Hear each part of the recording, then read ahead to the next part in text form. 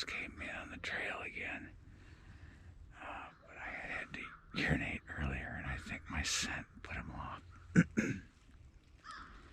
I had checked the thermals, and my scent was a good spot. But when I had to urinate, I think this smell was pretty strong. And so I noticed that those had their noses in the air, and they just decided not to come down the trail towards the feeder. So I'm gonna go try one more spot. Take a look down the trail here and over towards the where the feeder's at down there, and see what I can see. So anyway, looks like it's gonna be another uneventful day.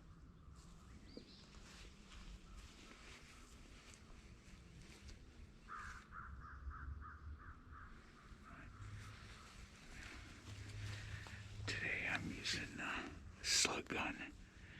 I'm using Mossberg 12 gauge of Sabot slugs. Got a rifle barrel. Decided I would shit slugs today. If I shit anything at all.